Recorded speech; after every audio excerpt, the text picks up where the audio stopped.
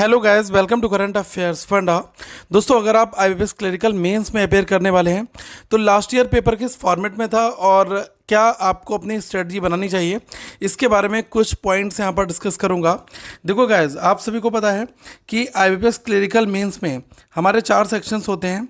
जैसे पहला है आपका जनरल फाइनेंशियल अवेयरनेस, और इसमें 50 क्वेश्चंस आपको मिलेंगे और मैक्सिमम मार्क्स 50 का होता है और टाइम जो है वो 35 मिनट यहाँ पर हमें मिलता है। अगर हम जनरल इंग्लिश की बात करें तो इसमें हमारे 40 क्वेश्चन होते हैं जो कि 40 नंबर के होते हैं और 35 मिनट का हमें टाइम मिलता है। बाकी गाइस, रीजनिंग का और क्वांट का, रीजनिंग में जो क्वेश्चंस होते हैं वो आपके 60 नंबर के होते हैं 50 क्वेश्चन, और क्वांट में जो 50 क्वेश्चन है वो 50 नंबर के होते हैं। ठीक है, इन दोनों में 45 मिनट का आपको टाइम मिलता है। अगर हम थोड़ा सा लास्ट ईयर की बात करें, ठीक है, तो लास्ट ईयर जो है वो पेपर मॉडरेट था। ठीक है, हम ये नहीं कह सकते बहुत बहुत डिफिकल्ट था पेपर। गैस क्लरिकल का मॉडरेट फॉर्मेट में आता है। अगर आप देखो कि क्वांट में कितने क्वेश्चंस आप बना सकते हो, ठीक है, तो गाइस बनाने को लोग 25 से 30-32 तक बना सकते हैं। ठीक है, मैं बात कर रहा हूँ नंबर ऑफ क्वेश्चंस की क्वांट के अंदर। ठीक है, मार्क्स जो है इसी रेशियो में डिस्ट्रीब्यूट होते हैं। अगर आप रीजनिंग का लास्ट ईयर का अगर आप देखोगे तो लास्ट ईयर में जो रीजनिंग में है वो गाइस ऐसा ही था, लगभग 26-27 तक लोग बनाकर आए थे। ठीक है, 24 से 27 के बीच में, क्योंकि पेपर मॉडरेट था। और अगर आप ओवरऑल अटैम्प्ट पूछोगे कि सर कितने ओवरऑल अटैम्प्ट हुए थे, तो मेरा यही रेशियो होगा, लगभग 1:15 तक लोग जो है जा रहे थे, 95 या 90 से लेकर। ठीक है, तो ये गाइस लास्ट ईयर का जो पेपर का एक छोटा सा व्यू है। ठीक है, जिससे आपको एक आइडिया लग जाएगा कि लास्ट ईयर पेपर इस फॉर्मेट में था। ठीक है, अब कुछ लोग इसमें पूछेंगे कि सर कट ऑफ कितनी आईबीपीएस क्लरिकल मेंस की रही है, तो कट ऑफ गाइस हर एक स्टेट की अपनी अलग अलग कट ऑफ होती है। ठीक है, और कट ऑफ हमेशा जो है वेरी करती है। ठीक है, लास्ट ईयर कुछ थी, इस बार कुछ थी। आपने इस बार आईबीपीएस क्लरिकल में देखा कि किस रेशियो में लोगों को लिया गया, तो कट ऑफ को आप साइड में भूल जाओ। बट आपको ध्यान रखना है कुछ चीज़ें, जैसे पेपर में हमें बिल्कुल निगेटिव अटेम्प्ट्स की ओर मूव नहीं करना है। ठीक है, चाहे पेपर कैसा भी आए, चाहे पेपर गाइस इजी आए या फिर आपका पेपर टफ आए, बस आपको कोशिश ये रखना है कि हमें जितने भी क्वेश्चंस बनाने हैं वो सारे एक्यूरेट बनाने हैं जिसमें हमें पॉजिटिव नंबर मिले। ठीक है, ये हमारी स्ट्रेटजी होनी चाहिए। ठीक है, और एक क्वेश्चन को बहुत ढंग से पढ़ना है, बार बार क्वेश्चन को पढ़ना नहीं है कि पहले जल्दी से एक बार ट्रेस कर लिया फिर आगे क्वेश्चन पे, ऐसा मत करना। बहुत ही आराम से ध्यान से क्वेश्चन को पढ़ोगे, वो ज़्यादा गाइस बेनिफिशियल यहाँ पर रहने वाला है। ठीक है, बाकी मैं कुछ चीज़ें यहाँ पर आपके लिए बता रहा हूँ तो आप उनको थोड़ा ध्यान से समझ लें। अभी जो मानवी मैम है, इन्होंने रीजनिंग में जो भी पजल्स आपके लिए कराई थी, ठीक है, लगभग मैंने देखा है कि 30 के आसपास में मेंस के पजल हमने आपके लिए डिस्कस कराए थे। और जो प्रीवियस ईयर के क्वेश्चंस हैं वो अलग अलग फॉर्मेट में डिस्कस कराए हैं, जिसमें मेंस भी शामिल है। तो अभी आप लोग प्लेलिस्ट में और चैनल पर जाकर ये जो मेंस वाले वीडियोज़ हैं इन पर एक बार नज़र जरूर मारना। लास्ट ईयर के कुछ टॉपिक्स हैं, जैसे एक क्वेश्चन ये वाला था हेक्सागोनल वाला। ठीक है, हेक्सागोनल पजल आई थी।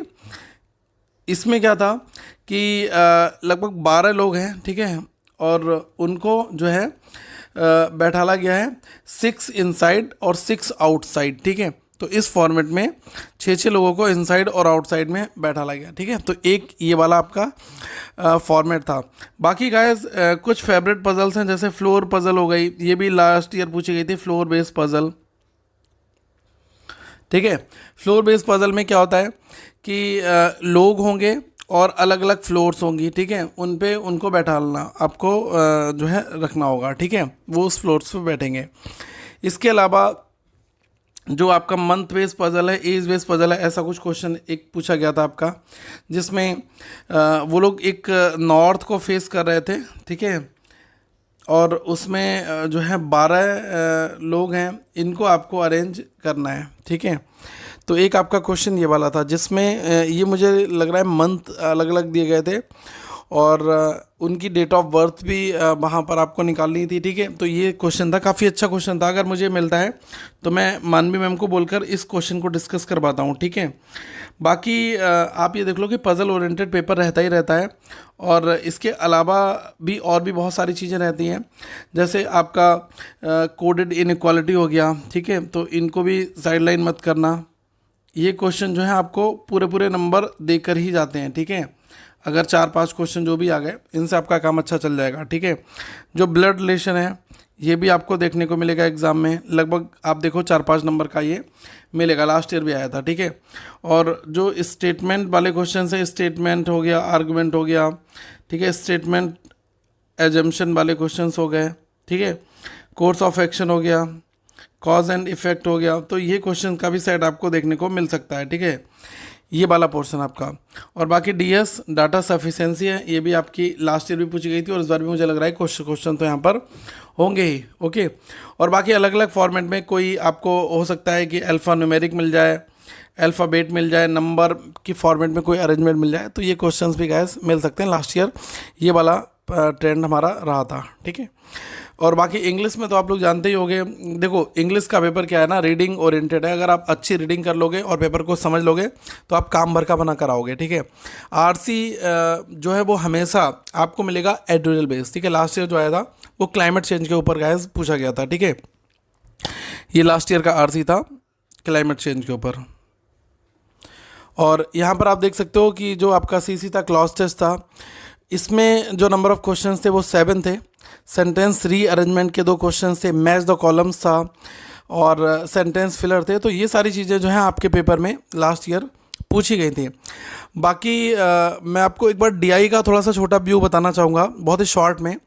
देखो पेपर में जो डीआई है ना वो आपको अच्छा खासा मिलेगा।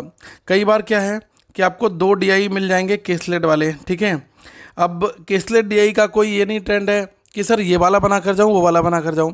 केसलेट डीआई का मतलब है कि आपको एक वहाँ पर एनालिटिकल अप्रोच लगानी है, जो डेटा दिया है उसको ध्यान से पढ़ना है, कंपाइल करना है, फिर आपको क्वेश्चन सॉल्व करने हैं और आप बना सकते हो। अगर आप एक बार अच्छे से ट्राई करते हो और आपके जो बेसिक्स हैं वो क्लियर हैं तो आप किसी भी फॉर्मेट का डीआई बना सकते हो, इसमें कोई दिक्कत की बात नहीं है, ठीक है। एक आपका क्वाड्रेटिक बेस्ड डीआई भी पूछा गया था। और ज़्यादातर जो है केसलेट में क्या होता है कि आप टेबल बना सकते हो अपना डेटा निकाल कर। जैसे लास्ट ईयर एक क्वेश्चन था कि 2 विलेज थे, उसमें मेल फीमेल की पॉपुलेशन था, तो वो टेबल से क्वेश्चन हो गया था। वेन डायग्राम का एक फॉर्मेट था लास्ट ईयर। बाकी अप्रॉक्सीमेशन और नंबर सीरीज़ ये क्वेश्चन थे 5 जो है वो आपके गाइस अप्रॉक्सीमेशन के क्वेश्चन थे 5, ठीक है। और जो नंबर सीरीज़ है इसके 2 से 3 क्वेश्चंस पूछे गए थे। बाकी जो Q1 Q2 क्वाड्रेटिक क्वेश्चंस हैं ये भी आपके पेपर में पूछी गई थी, ठीक है। और अरिथमेटिक के क्वेश्चंस मैक्सिमम रहते हैं, लगभग 18 से 20 के आसपास में अरिथमेटिक आपको पेपर में देखने को मिलता है। तो क्वेश्चन को ध्यान से पढ़ें और अच्छे से बनाएं, आपका काम यहाँ पर हो जाएगा, ठीक है। बाकी जीए आप लोग अगर पढ़कर जा रहे हैं, जितना भी आपने पढ़ रखा है वेल एंड गुड है, 6 मंथ का इंपॉर्टेंट है। अगर आप कोई रिवीजन करना चाहते हैं, जो भी आपका 2-3 दिन का टाइम बचा हुआ है, तो आप करंट अफेयर्स फंडा की जो पीडीएफ है उनसे आप लोग पढ़ सकते हैं। मैं आपको डिस्क्रिप्शन में लिंक दे दूंगा सो दैट आप उन सारी चीज़ों को एक बार में ऑप्ट कर लें। और आगे हम लोग फिर मिलेंगे। कोई क्वेश्चन है तो प्लीज़ ज़रूर पूछेगा। और जो भी 2-3 दिन बने अपने आप को पुश करें, बिल्कुल रिलैक्स मत बैठें और कोशिश करें कि जो पार्ट आपका थोड़ा सा वीक है उसमें और ज़्यादा मेहनत करके उसको अच्छा बनाया जा सके। तो आगे हम लोग फिर मिलेंगे। Thank you so much guys, have a good day all of you once again. We will meet in a next video.